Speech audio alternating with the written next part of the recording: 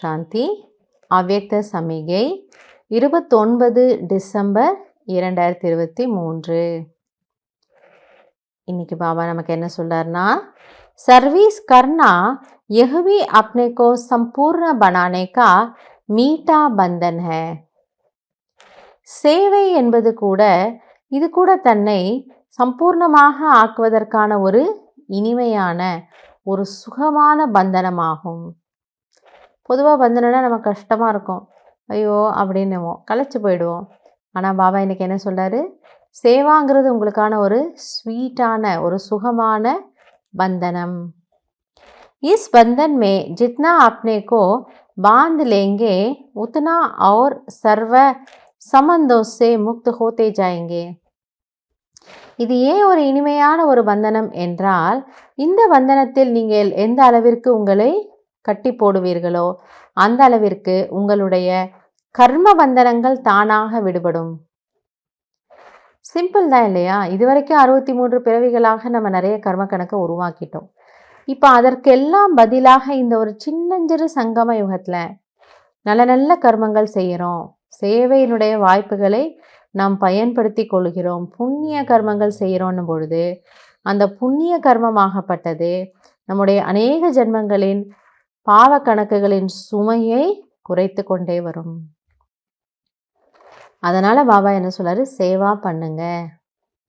எப்படி ஏதோ ஒரு இடத்துல அழுக்கு இருக்குது, அந்த தரையில் அழுக்கு இருக்குன்னா நம்ம என்ன பண்ணுவோம், அதை கொஞ்சம் சோப் போடுவோம், இல்லை வேறு ஏதோ ஒன்று போடுவோம், ஒரு லிக்விட் போடுவோம், நிறைய தண்ணி ஊற்றி அந்த அழுக்கை சரி பண்ணுறோம் இல்லையா? அப்போ இது நாள் வரைக்கும் இந்த ஆத்மாவில் நிறைய அழுக்கை சேர்த்தாச்சு. அந்த அழுக்கை குறைக்கணும் அப்படின்னா அதற்கு கைமாறாக அல்லது அதற்கு ஒரு யுக்தியாக உபாயமாக நிறைய நல்ல கர்மம் செய்யுங்க.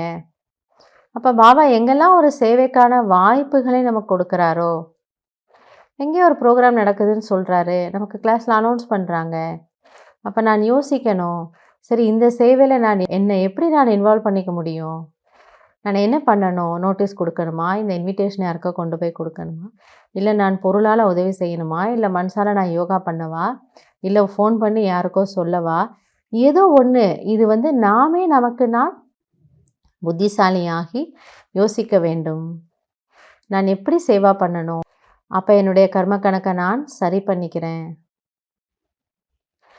ये मीठा बंधन अभी के लिए है. அதுவும் இந்த ஒரு இனிமையான பந்தனம் உங்களுக்கு சங்கம் யுகத்தில் மட்டும்தான் கிடைக்கும், வேறு எப்பவும் இந்த பந்தனம் இருக்காது. फिर कभी नहीं होता.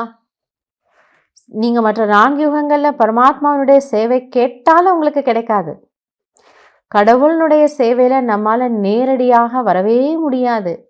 அப்போ இந்த ஒரு நல்ல சான்ஸ் இப்போ சங்கம் யுகத்தில் கிடைச்சிருக்கணும் பொழுது நாம் அதை உபயோகப்படுத்திக்கணும்.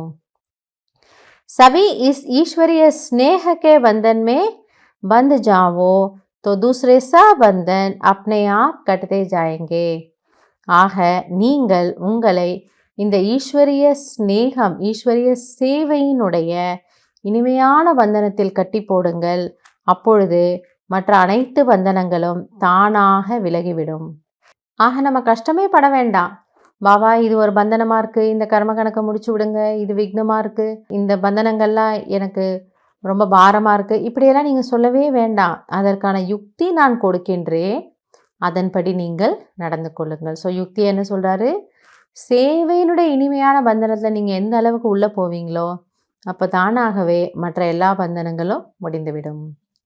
எனவே வழிகாட்டக்கூடியவர் வழிகாட்டுறாரு, அந்த வழிப்படி நடந்து அதனுடைய லாபத்தை எடுத்துக்கொள்வது நம்முடைய புத்திசாலித்தனம். நம்ம எல்லாருமே ஈஸ்வரிய ஜென்மம் எடுத்திருக்கக்கூடிய பாக்கியசாலி ஆத்மாக்கள். எனவே இந்த ஒரு யுக்தியை புரிந்து கொண்டு நல்ல சேவாதாரி மற்றும் பந்தன் முக்த ஆத்மாவாக ஆகிவிடலாம். நல்லது. ஓம் சாந்தி.